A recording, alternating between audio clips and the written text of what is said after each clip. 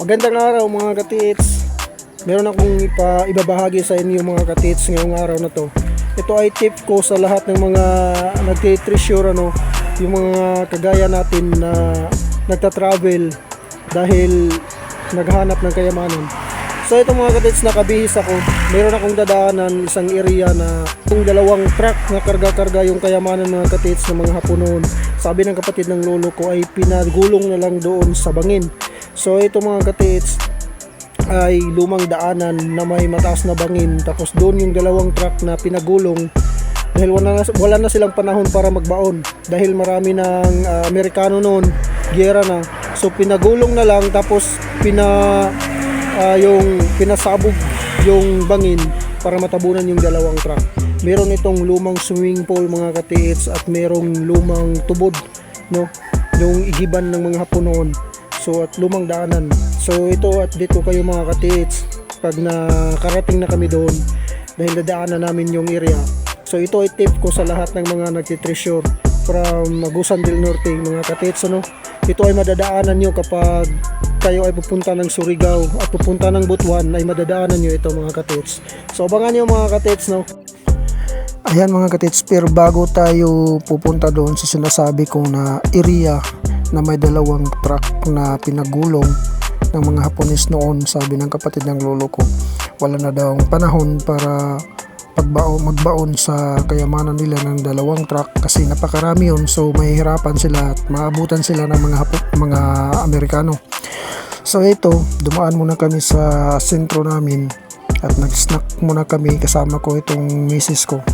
So nandito kami sa gilid lang ng highway na may mga paninda dito ng mga masasarap na mga barbecue, mga tusok-tusok lang, street foods.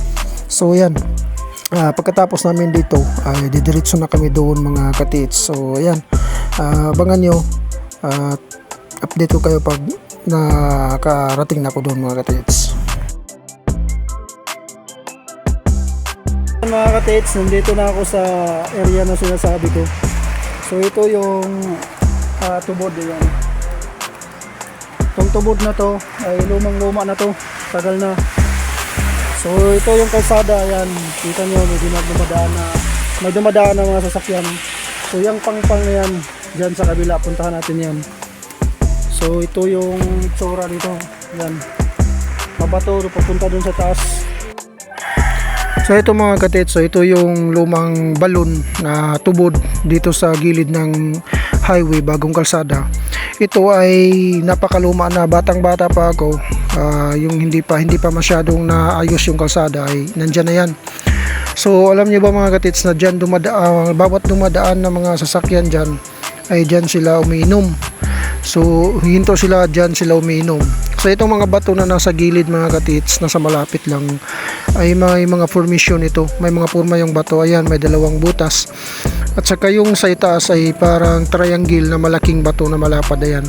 Yan ay nakaturo sa itaas kung saan yung nagbabakho ay pumunta. Ayan Diyan dumaan sa itaas yung nagbabakho.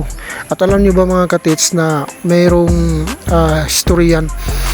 Yung nagbabakho ay nakatama ng, ayan, semento yan mga katits. Nakatama ng sementadong aspalto sa itaas na parang kahon. So katapos noon nakuha ng operator, iniwan niya yung backhoe din sa taas. So umalis na. So sa harapan yan mga katits, ayan, nakita nyo, yan yung sinasabi kong napakataas na pangpang. Diyan nila pinagulong yung dalawang truck. So pupuntahan natin yan ngayon mga katits. So sa baba niyan ay meron akong nakitang butas. Akala ko nga noon yan, dinadaanan ko lang noon, ay akala ko nakunan yan kasi may butas. Ayan napaka ganda yung butas. Yun pala ay marka lang pala yan. So nasa harapan yan, nakaharap. Ayan mga katits, tatawid ako doon sa kabila.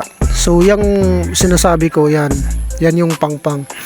So sa unahan yan ay sa baba, pinakababaan yan ay lake na yan, lake mainit So napakataas ng pangpang na yan mga katits. So yan mga katits, ito yung pangpang na sinasabi ko mga katits dito. So ang lumang daanan nandun sa baba, doon. So mataas pa yan doon sa baba. So ito, may punong kawayan doon mga katits Yung puno ng kawayan doon ay nandun yung lumang swimming pool, ano. So ito, bago na itong kalsada na ito. Ito, bago na ito. Pero ito yung luma, nandyan sa baba. Diyan. Papunta doon sa taas. Doon. Yan ang lumang daanan, mga katits. So nandun sa baba yung dalawang truck na pinagulong, sabi ng lolo ko. Sabi ng kapatid ng lolo ko, wala na daw panahon para magbaon. Kasi may mga Amerikano na. So talagang pinagulong na lang doon sa baba, tapos pinasabog. So ito ay madadaanan pagpapunta ka ng Surigao at saka Butuan.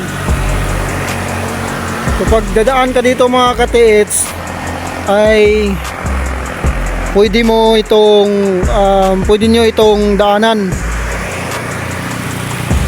So hanapin nyo lang yan, oh. Yang tubod dyan. So hanapin nyo lang yung tubod na nandyan. So sa harapan yan, nandito sa baba. Ayan. So lake na yan din sa baba, ano. So may lumang swimming pool, lumang daanan dyan sa baba. At saka dyan yung pinagulong, ano. Doon sa itaas ay may mga ano dyan, yung kampo ng mga sundalo. So wala talagang makakapunta dito kasi may mga sundalo. Pero dito, pwede dito daanin.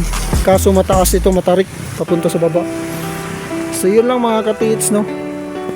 Sana ay magustuhan nyo ang video.